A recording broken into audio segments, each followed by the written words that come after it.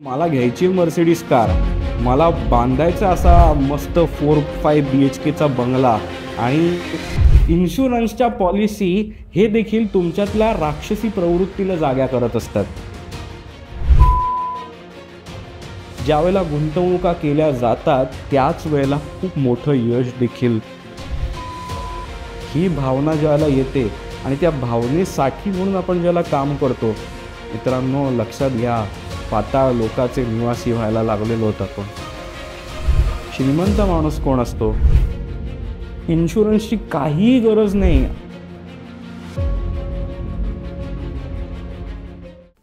मित्रांनो, काही जणच श्रीमंत होतात आणि हे का होतं याबद्दल अनेकांना क्युरिओसिटी असते. मित्रांनो लक्षात घ्या, याबाबत डिलेड ग्रॅटिफिकेशन हे प्रिन्सिपल फार महत्त्वाचं आहे. म्हणजे मी माझ्या आनंदाच्या गोष्टींना, मला हव्या असलेल्या गोष्टींना किती लांबवर ढकलू शकतो याची क्षमता, यावरती मी एक डिटेल व्हिडिओ देखील केलेला आहे. तो देखील तुम्हाला या व्हिडिओच्या डिस्क्रिप्शनमध्ये मिळेल. पण आज आपण चर्चा करणार आहोत त्या पुढच्या मुद्द्याची, श्रीमंतीबाबत. बघा मित्रांनो, श्रीमंत व्हावंसं वाटणं हे काही चुकीचं नाही, पण श्रीमंती कशी हवी असते अनेकांना, तर मला इतरांपेक्षा जास्त श्रीमंत व्हायचं आहे. या चढाओढीमध्ये ज्यावेळेला माणूस अडकतो त्यावेळेला तो त्या रॅटरेसमध्ये अडकलेला असतो. या रॅटरेसमध्ये अडकलेली जनता की खूप मोठ्या प्रमाणात आपल्या आजूबाजूला आपण पाहत असतो. अनेक वेळेला आपण सुद्धा त्या रॅटरेसमध्ये अडकलेलो असतो, आपल्याला जाणीव नसते. या सगळ्याबाबत आत्मचिंतन करण्यासाठी हा आजचा व्हिडिओ आहे. मी पण ज्यांचे पक्व फळापरी सहजपणाने गळले हो, जीवन त्यांना कळले हो. मित्रांनो, जीवन, आयुष्य काय आहे हे समजून घेण्यासाठी ते मी पण सोडणं फार गरजेचं आहे. जी मंडळी श्रीमंत होतात त्यांना इकोसिस्टीम समजते. जीवे जीवस्य जीवनम. एक जीव दुसऱ्या जीवावरती अवलंबून आहे. आपण सगळेच जण एकमेकांवर अवलंबून आहोत. इथे फक्त मीच म्हणून या विश्वात एकटा कार्यरत नसतो. माझ्यासाठी सगळेजण काम करत असतात. पोलीस व्यवस्था माझ्यासाठी सुरक्षेचं काम करत असते. कायदा व्यवस्था मला न्याय देण्याचं काम करत असते. माझ्यासोबत माझे एम्प्लॉईज मला असिस्टन्स देण्याचं काम करत असतात. माझ्यासाठी माझा बॉस मला सुपरविजन, मार्गदर्शन, चुकलो तर शिक्षा हे सगळं देण्यासाठी कार्यरत असतो. या सगळ्यामधनं मला पगार किंवा प्रॉफिट हा मिळत असतो. आणि माझी या इकोसिस्टीमवरती किती श्रद्धा आहे हे अतिशय महत्त्वाचं आहे. बघा मित्रांनो, या सगळ्या व्यवस्थेमुळे मला पैसे मिळतात ह्याची कृतार्थतेची जाणीव असणं आणि आपला मीपणा त्यामध्ये सोडणं हे श्रीमंत होण्याच्या स्टेप्समधलं डिलेड ग्रॅटिफिकेशन नंतर सगळ्यात महत्त्वाचा टप्पा आहे. डिलेड ग्रॅटिफिकेशनचा व्हिडिओ जर तुम्ही पाहिला नसेल तर मी पिन कमेंटमध्ये तो देखील जोडून देतो. तुम्ही डिलेड ग्रॅटिफिकेशन, श्रीमंत का लोकच, काही लोकच का श्रीमंत होतात, सगळे लोक का श्रीमंत होत नाहीत, याबद्दल मी काय बोललो आहे हे देखील नक्की ऐका. मित्रांनो, ज्यावेळेला आपण गुंतवणुका करतो ना त्यावेळेला गुंतवणुकांमधनं पैशाची निर्मिती होण्याची इकोसिस्टीम काय आहे, गुंतवणूकदार म्हणून ही गोष्ट समजून घेणं अतिशय इंटरेस्टिंग आहे. इथे एंटरप्रेनरचा रोल हा अतिशय महत्त्वाचा असतो. जो व्यवसाय मांडत असतो त्याच्यासाठी त्याचे एम्प्लॉईज काम करत असतात, त्याच्यासाठी सिस्टीम्स काम करत असतात, त्याच्यासाठी त्याचे क्लायंट प्रोडक्ट और सर्व्हिस विकत घेत असतात आणि त्यातनं प्रॉफिट निर्माण होत असतो. आता अशा प्रॉफिट निर्माण करणाऱ्या आणि प्रॉफिट निर्माण करण्याची क्षमता असलेल्या कंपन्या हुडकून काढणारे रिसर्च ॲनालिस्ट असतात. आता या रिसर्च ॲनालिस्टना मार्गदर्शन करणारे फंड मॅनेजर असतात आणि या रिसर्च ॲनालिस्ट, फंड मॅनेजर या सगळ्या व्यवस्थेला चालवणारे ॲसेट मॅनेजमेंट कंपन्या म्हणजे म्युच्युअल फंड कंपन्या असतात. या म्युच्युअल फंड कंपन्या या अशा प्रकारे ॲसेट मॅनेजमेंट करण्यासाठी प्रोफेशनल्सना हायर करतात.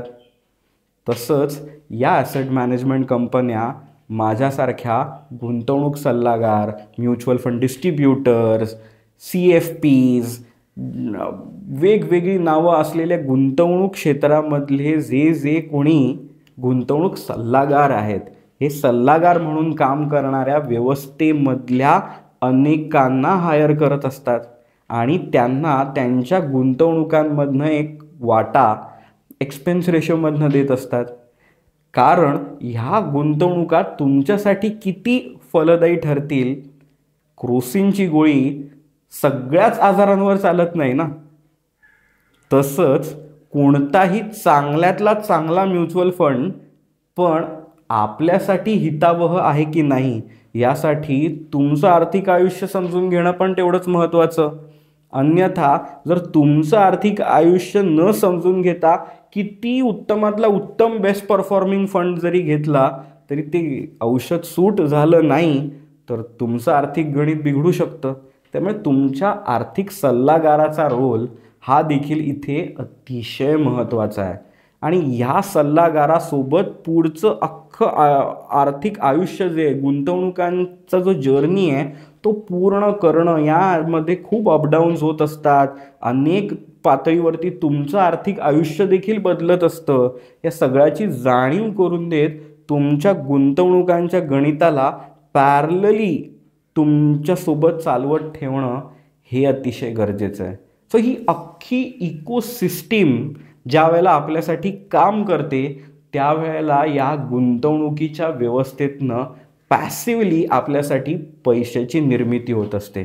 आणि ही निर्मिती होत असताना माझे वाढलेले पैसे दिसत असताना मला वाटत का असतो, मला घ्यायची मर्सिडीज कार, मला बांधायचा असा मस्त 4-5 BHKचा बंगला आणि लगेच मी काढून घेतो पैसे आणि ही सगळ्या गोष्टी वापरायला घेतो. अशा अनेक प्रकारच्या अनप्लॅन्ड गोष्टी मोहाने आपल्या मनात तो वाढलेला प्रॉफिटचा आकडा बघत असताना सुद्धा मी काय उद्दिष्टाने हे पैसे ठेवलेत, त्याचं ॲसेट अलोकेशन केलं आहे का, माझ्या मुलांच्या शिक्षणासाठीचे पैसे कोणते, माझ्या रिटायरमेंटसाठीचे पैसे कोणते, माझ्या लाईफस्टाईलसाठीचे पैसे कोणते, मी किंवा माझ्यावर डिपेंडंट असलेले लोकांच्या आरोग्यासाठी किंवा ते आजारी पडले तर त्याला खर्च करायचे पैसे कुठले, मला कुठली इमर्जन्सी आली जी डोळ्याला दिसत नाही. अनेक जण म्हणतात की इमर्जन्सी अशी डोळ्यासमोर दिसत नाही. बघा मित्रांनो, त्यालाच तर इमर्जन्सी म्हणतात ना, की जी सहज डोळ्यांनी आपल्याला दिसत नाही आहे पण आपल्यावरती असं एखादं संकट येऊ शकतं जे आपलं आर्थिक आयुष्य नाही, आपलं पूर्णच आयुष्य तहेस नहेस करू शकतं. आपल्या सगळ्या गोष्टी पूर्ण बदलून जाऊ शकतात. अशा प्रकारच्या संकटाला तोंड देण्यासाठी आपल्याकडे फंड आहे का? मग असा जो इमर्जन्सी फंड आहे तो इमर्जन्सी फंड शेअर बाजार संलग्न म्युच्युअल फंडामध्ये देखील गुंतवला असेल तो खूप जास्त धोकादायक आहे ना. सो अशा प्रकारे आर्थिक नियोजनासाठी ॲसेट मॅनेजमेंट करणं हे गरजेचं आहे. पण सांगू का मित्रांनो, माणसाची मूळ प्रवृत्ती ही ओरबाडून घेण्याची आहे.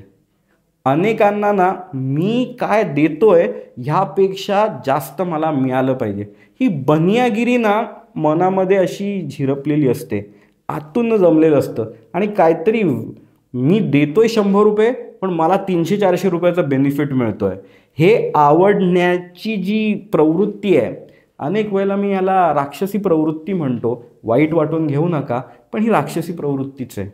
ज्या वेळेला आपल्याला ऑफर्स, डिस्काउंट अशा गोष्टी आवडतात आणि आपण पटकन घ्यायला जातो त्याला आपला मोहच ॲक्टिव्ह झालेला असतो.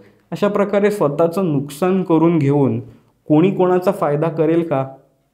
बघा, लक्षात घ्या, आयुष्यात कुठल्याच गोष्टी फ्री मिळत नाहीत, पण फ्री ठेवलेल्या गोष्टींवरती सगळ्यात जास्त प्रमाणात गर्दी होते.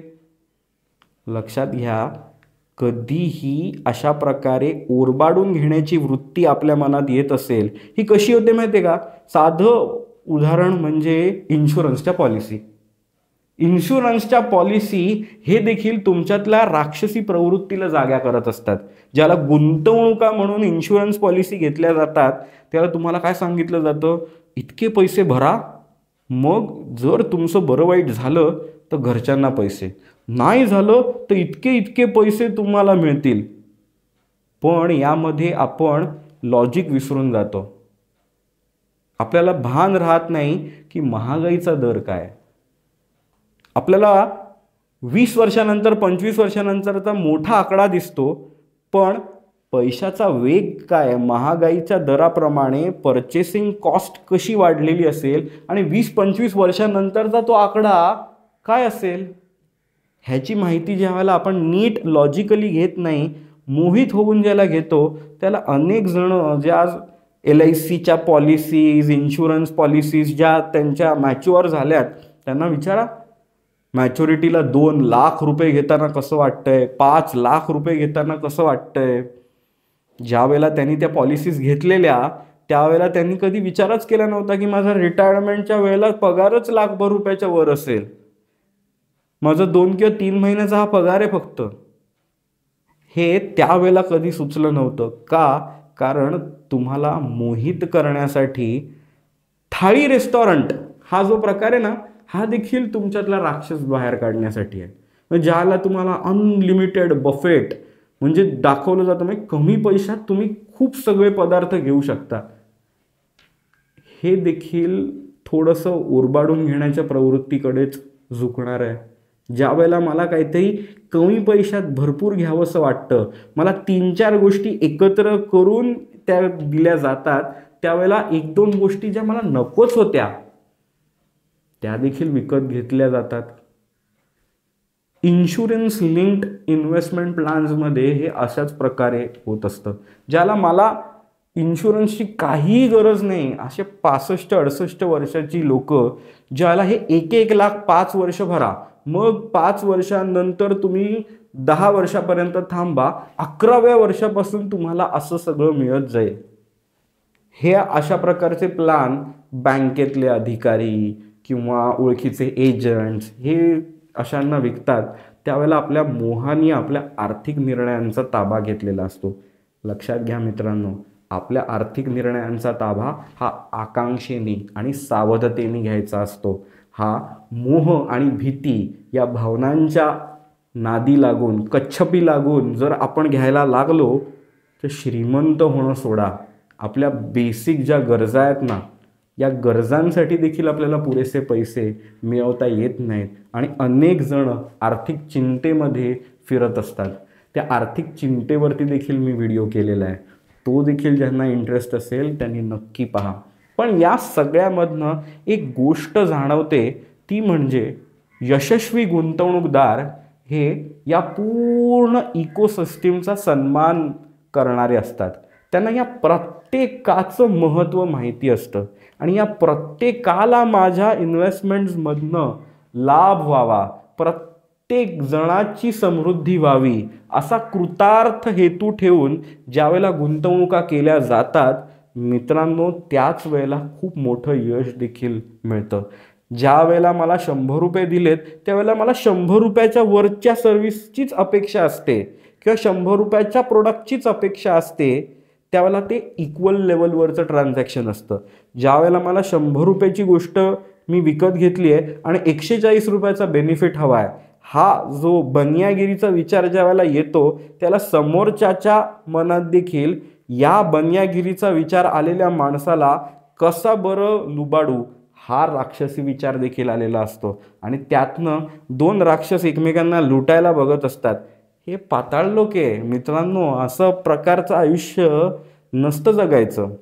त्यामुळे होतं काय, आपण या सगळ्या रॅट रेसमध्येच अडकतो आणि फक्त आयुष्यात पैसे मिळवण्यासाठी काम करतो. मी डिलेड ग्रॅटिफिकेशनच्या व्हिडिओमध्ये तुम्हाला मार्शमेलो एक्सपेरिमेंटबद्दल सांगितलं. आता तसाच एक आणखीन इंटरेस्टिंग एक्सपेरिमेंटबद्दल सांगतो. अमेरिकेमध्ये अशा प्रकारे सोशल सायकोलॉजीमध्ये भरपूर एक्सपेरिमेंट होत असतात. त्यामुळे हे देखील जे घडलंय ते अमेरिकेमध्ये घडलं.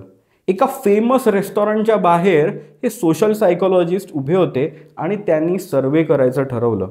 ज्यावेळेला त्या वेटिंग लाईनमध्ये बरेच जण होते की आता टेबल मिळणार आहे, त्याच्या प्रतीक्षेत होते, त्यांचा हा सर्वे केला गेला आणि त्यांना एक प्रश्न विचारला गेला की तुम्ही या रेस्टॉरंटमध्ये का आलात. त्यावेळेला अनेकांनी उत्तर दिलेलं हे होतं की आम्ही आज सॅटरडे नाईट आहे, सो त्यामुळे आमच्या मित्रांसोबत, आमच्या कुटुंबियांसोबत भोजनाचा आनंद घ्यायला आलो आहे. आम्हाला 5-7 दिवस खूप काम केलेलं, आता वेळ मिळाला नव्हता.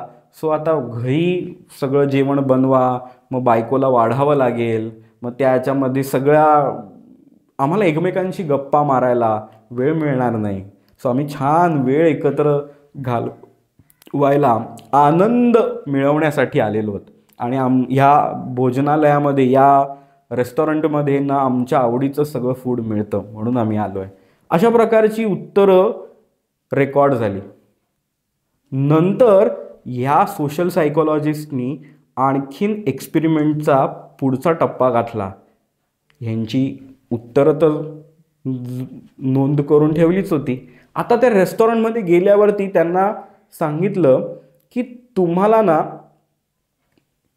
हे जे पिझ्झासारख्या गोष्टी मिळाल्या, त्या सगळ्या पिझ्झावरती जर तुम्ही बाईट मारत असाल तर एका पिझ्झाची प्राईस पेक्षाही जर तुम्हाला बाईटवरती बिल बनवलं, मग किती घासामध्ये तुम्ही तुमचं अन्न ग्रहण करताय. मग समजा हा पिझ्झा जर तुम्ही 6 घासांमध्ये संपवलात तर तुम्हाला 6 घासांचेच पैसे लागतील, तुम्हाला अख्ख्या पिझ्झाचे पैसे लागणार नाहीत.